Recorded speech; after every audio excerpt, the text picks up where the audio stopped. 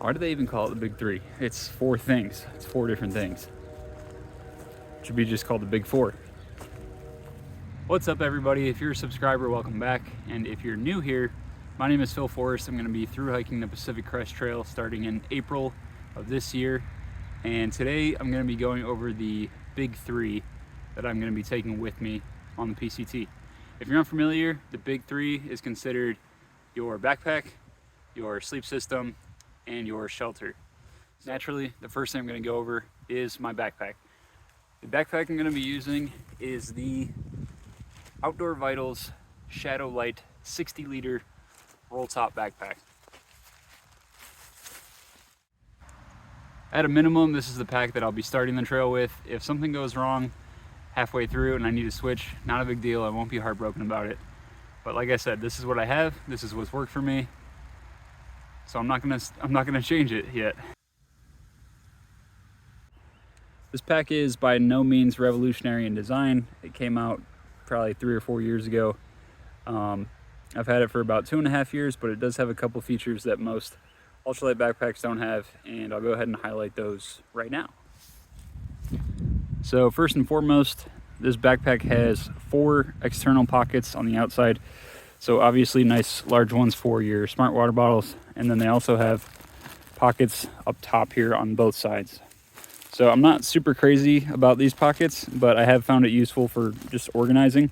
And my complaint about this is if I do have a water bottle in here and it's too tall, sometimes the top of the water bottle will hit the bottom of this pocket. Second thing, which I almost never use, I've actually never once used this, but it does have a zipper right down the middle. So if for some reason you wanted to get to something in the bottom of your backpack and you didn't want to open it up and take everything out, then theoretically you could just unzip it. However, like I said, never once have I used that feature. But I do like this zipper for the reason that it separates these 2 mesh compartments here in the back.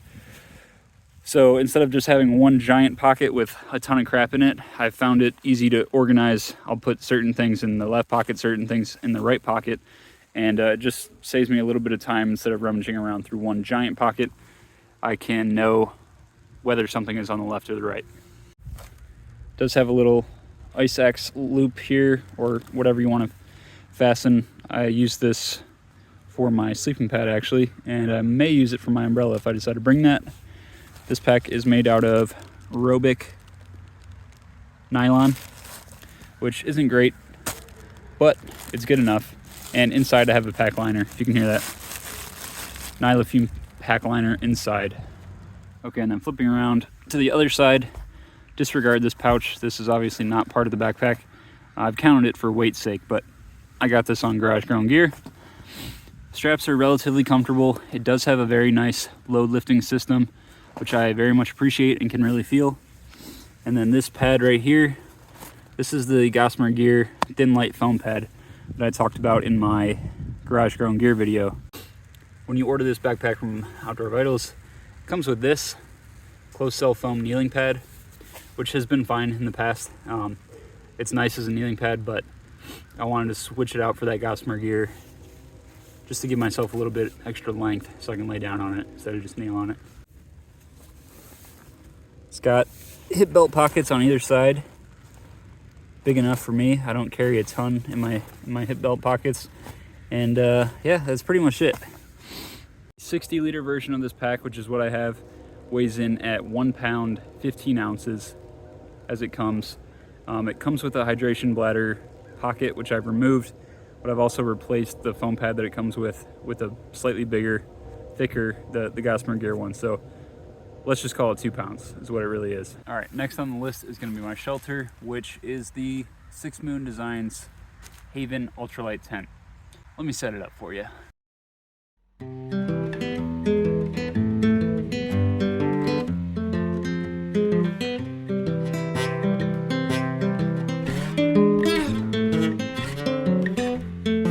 This tarp, the way it is right now, is 16 ounces just for the tarp, so 1 pound. That doesn't obviously include the trekking poles that are supporting it, and then it requires 6 stakes, which is about 3 ounces. So 1 pound, 3 ounces for this as a shelter. not too bad.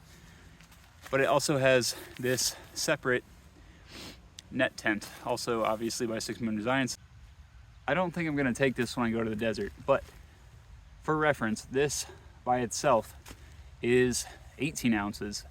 So altogether, this tarp plus this net tent will come to a total of 34 ounces for the entire system. Still not too bad.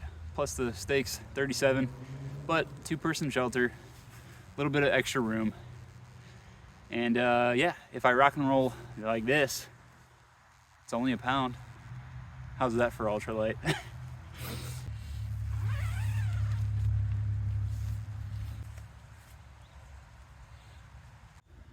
Now this isn't a review video, obviously, but I will say that I really enjoyed this tent. I picked this up at PCT Days 2023 because 6 Moon Designs was there and they had coupons. I want to say it was like 30% off, 25 or 30, you know, quite a sizable discount. And I've been looking at their shelters for a while. I'll still probably pick up a Lunar Solo at some time. I just really like the brand. And yeah, it's held up well every trip that I've taken it on. They don't come seam sealed. You can pay 6 Moon Designs to do that, or you can do it yourself, which I did. And I had never done this before, so I just watched a couple YouTube videos. And you know, I think it is okay. It's not perfect, but you know, that's what happens when you do stuff for the first time.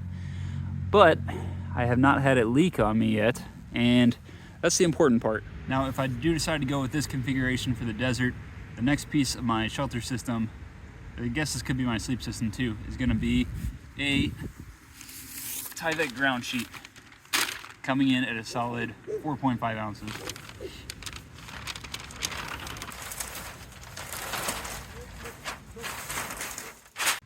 And then once the Tyvek is down, that's when I go back to this foam pad that I actually ended up cutting it today so that it would fit in here. It was pretty close already, but I just cut the top and the bottom equally so that it would fit in the back of my backpack a little bit.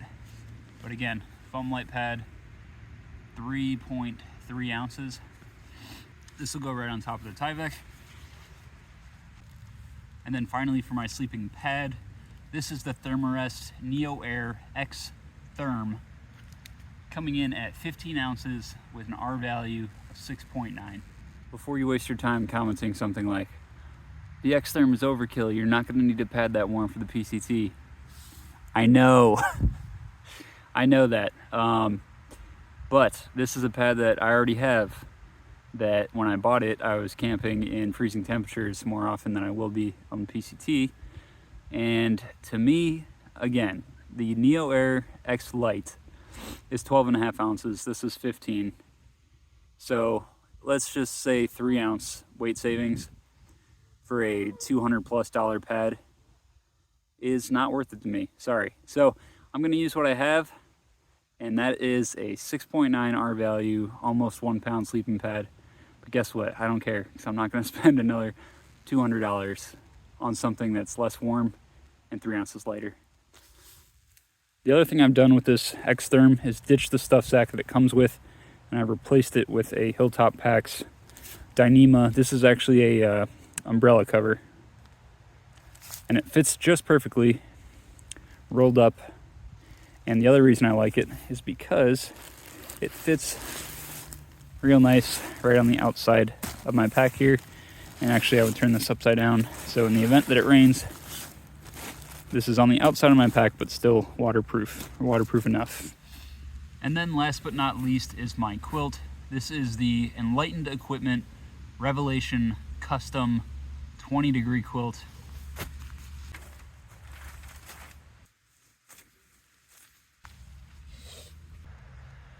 This quilt is something else I picked up at I ordered it at PCT Days because they had a killer discount code. Again, I think it was 30 or 40, some absurd percentage off that weekend. So I ordered this.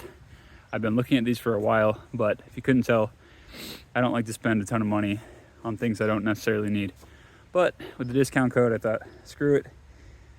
and I'll get it customized because I'm a nerd like that. So I got the digital camo on the outside and 7D graphite inside. Because I was already custom ordering this quilt, I went ahead and got the slightly longer version, which adds, I think, 2 or 3 inches, which they recommend for people over 6 feet.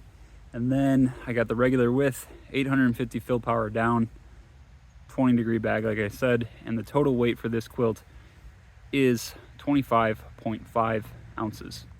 Okay, so grand total, if you add everything that you've seen today together, including the extra pouch on my shoulder strap, the nylon fume pack liner, the foam pad, the Tyvek ground sheet, tent stakes, all that good stuff all together, comes in at 6.5 pounds, which isn't bad.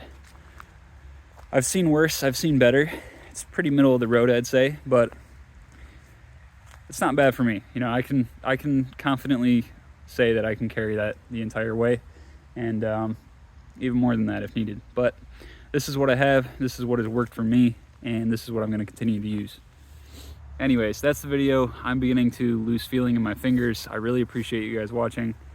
If you're new here and you want to see more videos about how I'm preparing for the Pacific Crest Trail and the gear that I'll be using, please subscribe down below.